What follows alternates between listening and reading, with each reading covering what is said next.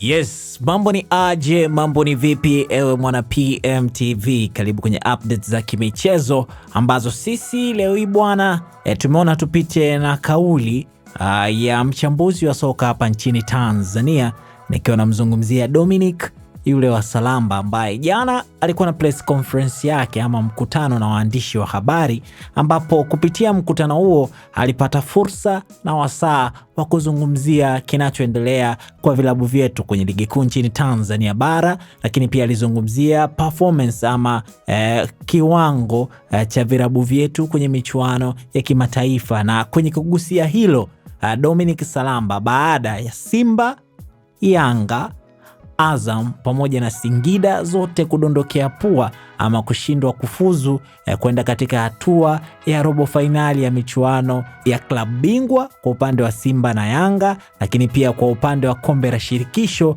kwa upande wa Azam na Singida, yeye aliwachambua baadhi ya wachezaji, lakini pia uwekezaji wa vilabu, lakini pia akagusia na ligi kuu ya Tanzania bara. Sasa alizungumza nini?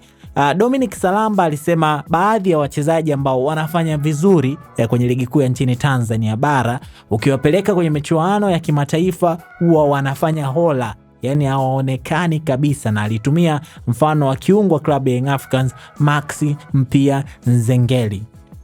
Lakini Dominic Salamba hakuishia hapo, alienda mbali zaidi na kusema kwa mfano klabu ya Young Africans imeweza kutoa ligi kuu ya Tanzania bara mara 4 mtawalia, lakini kwenye miaka hiyo minne imefanikiwa kwenda hatua ya robo finali ya michuano ya klabu bingwa mara 1 tu. Na ndipo hapo alipoenda mbali na kusema ndipo unapofahamu ama kuelewa kwamba klabu ya Young Africans inakuwa bingwa mbele ya vilabu ama watu wenye uwezo wa chini. Lakini pia akasema hii ndo ligi namba 6 kwa ubora, kwa hiyo ni kama alikuwa anapima, je, inatoshea kuwa ligi namba 6 kwa ubora ama ni vile namba tu zimeweza kuweka hapo. Na hayo ndo alikuwa maneno ya mchambuzi wa soka Dominic Salamba kuhusiana na kiwango cha klabu ya Young Africans pamoja na vilabu vyetu vya hapa nchini Tanzania bara kwenye michuano ya kimataifa. Lakini pia wewe una nafasi ya kuacha maoni yako hapa ama mtazamo wako kuhusiana na viwango